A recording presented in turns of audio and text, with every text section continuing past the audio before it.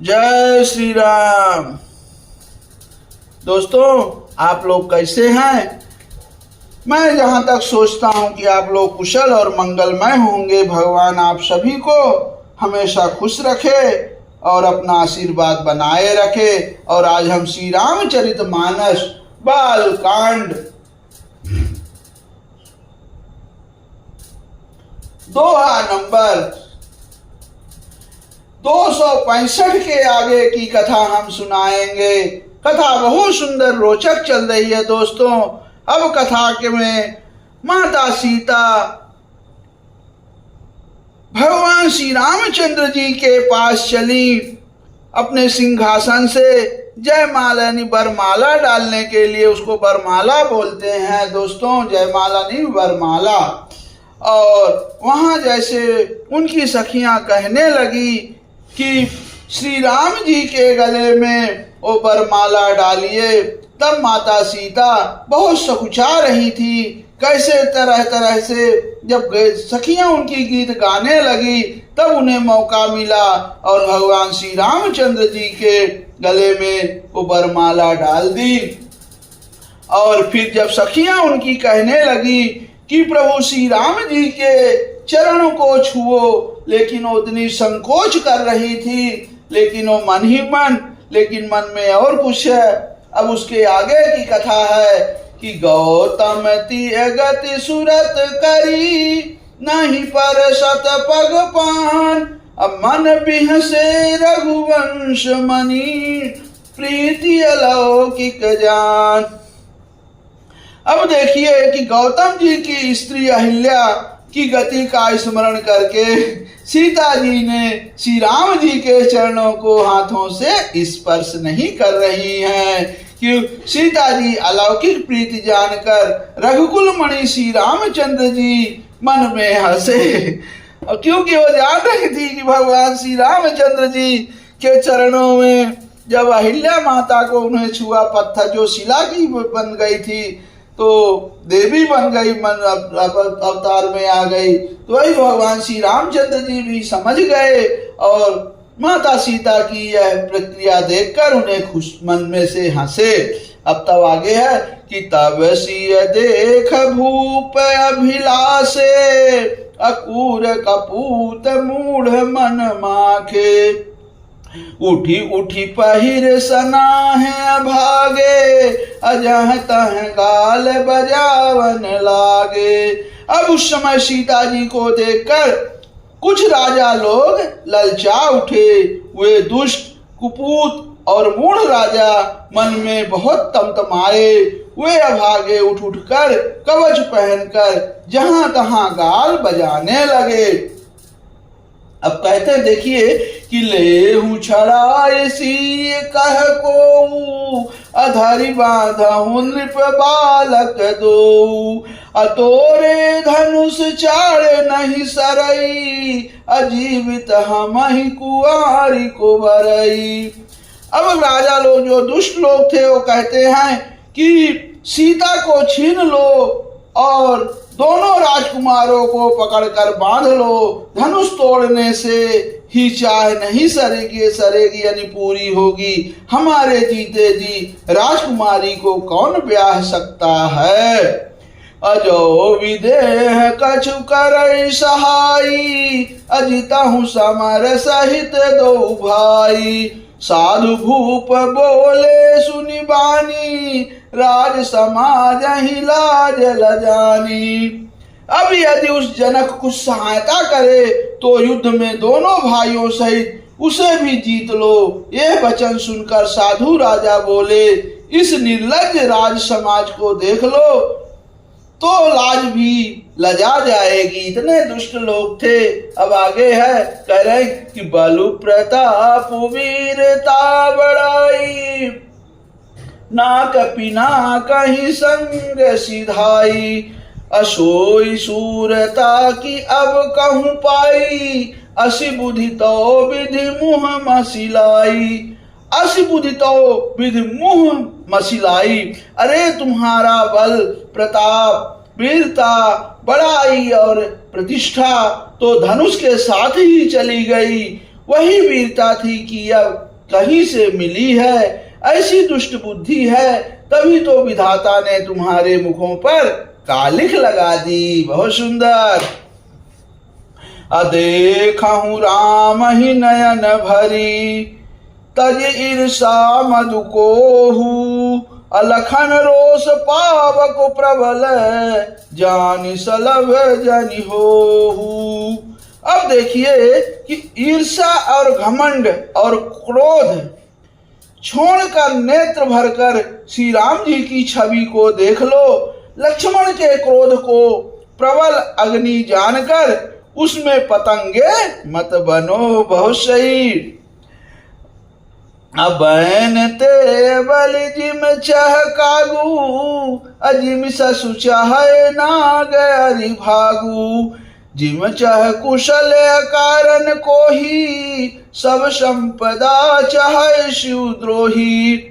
अब जैसे गरुड़ का भाग कौवा चाहे, सिंह का भाग खरगोश चाहे, बिना कारण ही क्रोध करने वाला अपनी कुशल चाहे, शिव जी के विरोध करने वाला सब प्रकार की संपत्ति चाहे। बहुत सही। अलोभी लोलुप कल कीरत चाहई, अकलंकता की कामी लहई, हरिपद विमुख परम गति चाहा, तस तुम्हार लालचु नर नाहा। अब लोभी लालची सुंदर कीर्ति चाहे, कामी मनुष्य निष्कलंकता चाहे तो क्या पा सकता है। और जैसे श्री हरि के चरणों में से विमुख मनुष्य परम गति यानी मोक्ष चाहे, हे राजाओं, सीता के लिए तुम्हारा लालच भी वैसा ही व्यर्थ है। अब चौपाई आई दोस्तों, बहुत सुंदर कि कोलाहल सुन सी सकानी, सखी लवाई गई जहरानी, राम सुभाव चले गुरु पाही, असिय सनेहु बरनत मन माही। अब कोलाहल सुनकर सीता जी शंकित हो गई। जब सखियां उन्हें वहां ले गई जहां रानी यानी सीता जी की माता थी। अब श्री रामचंद्र जी के मन में सीता जी के प्रेम का बखान करते हुए स्वाभाविक चाल से गुरु जी के पास चले। रानी ने सहित सोच बस सिया, अब भाव विधि काह करनिया, भूप बचन सुनि इत उत तकहीं, लखनु राम डर बोली न सकहीं। अब रानियों सहित सीता जी दुष्ट राजाओं के दुर्वचन सुनकर सोच के बस हैं कि ना जाने विधाता अब क्या करने वाले हैं। राजाओं के वचन सुनकर लक्ष्मण जी इधर उधर ताकते हैं, किंतु श्री रामचंद्र जी के डर से कुछ बोल नहीं सकते। बहुत सुंदर। अब आगे है कि अरुण नयन भ्रुकुटी कुटिल, चितवत निप्रशको, अमनहु मत गज गण निरखी, सिंह किशोर ही चोप। अब उनके नेत्र लाल और भौहें टेढ़ी हो गई और वे क्रोध से राजाओं की ओर देखने लगे, मानो मत वाले हाथियों का झुंड देखकर सिंह के बच्चे को जोश आ गया हो। खर भरु देख विकल पुर नारी, असब मिली देर मही पनगारी, तही अवसर सुनि शिव धनु भंगा, आयऊ भृग कुल कमल पतंगा। अब देखिए खलबली देखकर जनकपुर की स्त्रियां व्याकुल हो गई। सब मिलकर राजाओं को गालियां देने लगी। उसी मौके पर शिव जी के धनुष टूटना सुनकर भृगुकुल रूपी कमल के सूर्य परशुराम जी आ गए। बहुत सुंदर। अदेखी महीप सकल सकुचाने, बाज झपट जनु लवा लुकाने, अगौरी शरीर भूति भल भ्राजा, अभाल विशाल त्रिपुंड विराजा। अब इन्हें देखकर सब राजा सकुचा गए, मानो बाज के झपटने पर बटेर यानी लूक छिप गए हों। गोरे शरीर पर विभूति भस्म बड़ी फब रही है और विशाल ललाट पर त्रिपुंड यानी चंदन था, उसको त्रिपुंड चंदन लगाते थे, वो विशेष शोभा दे रहा है। अशीष जटा शशि बदन सुहावा, ऋषवस कछुक अरुण होई आवा। अभ्रिकुटी कुटिल नयन रिस राते, असहजहु चितवत मनहु रिसाते। अब सिर पर जटा है, सुंदर मुख चंद्र क्रोध के कारण कुछ लाल हो गया है, भौहें टेढ़ी और आंखें क्रोध से लाल है। सहज ही देखते हैं तो भी ऐसा जान पड़ता है मानो क्रोध कर रहे हैं। ऐसे भगवान परशुराम जी थे। वृषभ कंध उर्बाहु विशाला, चारु जने उमाल मृग छाला। कटि मुनि वसन तून दुई बांधे, धनुषर कर कुठारु कल कांधे।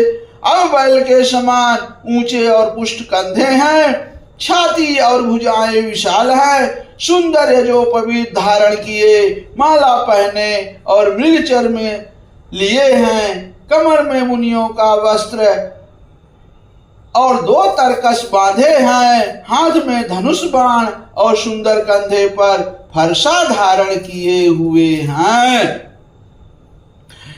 अशांत बेशु करनी कठिन, बरनि न जाय स्वरूप। अधारि मुनि तनु जनु वीर रसु, आयऊ जहाँ सब भूप। अब शांत वेश है, परंतु करनी बहुत कठोर है। स्वरूप का वर्णन नहीं किया जा सकता। मानो वीर रस की मुनि का शरीर धारण करके जहां सब लोग राजा लोग हैं वहां आ गए हो। देखत भृगपति बेसु कराला, उठे सकल भय विकल भुआला। पितु समेत कही कही निज नामा, लगे करन सब दंड प्रणामा। बहुत सुंदर। अब परशुराम जी का भयानक वेश देखकर सब राजा भय से व्याकुल हो उठ खड़े हुए और पिता सहित अपना नाम कहकर सब दंडवत प्रणाम करने लगे। अजय शुभाय चितवाहि तु जानी, असो जानई जनुआई खुटानी। जनक बहोरियाई सिरुनावा, असीय बोलाई प्रणाम करावा। अब परशुराम जी हित समझ कर हुए भी सहज ही जिसकी ओर देख लेते हैं वह समझता है मानो मेरी आयु पूरी हो गई हो। फिर जनक जी ने आकर सिर नवाया और सीता जी को बुलाकर प्रणाम कराया। आशीष दीन सखी हर्षानी, अनिज समाज लई गई सयानी। अब विश्वामित्र मिले पुनियाई, पद सरोज मेले दो भाई। अब देखिए परशुराम जी ने सीता जी को आशीर्वाद दिया, सखियां हर्षित हुई और वहां अब अधिक देर ठहरना ठीक ना समझा। वे सयानी सखियां उनको अपने मंडली में ले गई। फिर विश्वामित्र जी ने आकर मिले और उन्होंने दोनों भाइयों को उनके चरण कमलों पर गिराया। राम लखनु दशरथ के ढोटा, अदीनी असीस देखी भल जोटा। राम ही चितहि रहे थकी लोचन, रूप अपार मार मदलो मोचन। तब विश्वामित्र जी ने कहा कि ये राम और लक्ष्मण राजा दशरथ के पुत्र हैं। उनकी सुंदर जोड़ी देखकर परशुराम जी ने आशीर्वाद दिया।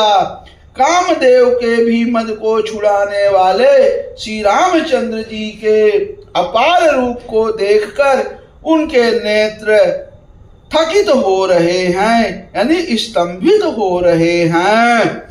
अब हुरी बिलो की विदेह सन कहूँ काहे अति भी, अपूछत जानी अजान जी मैं व्याप्यों कोप शरीर।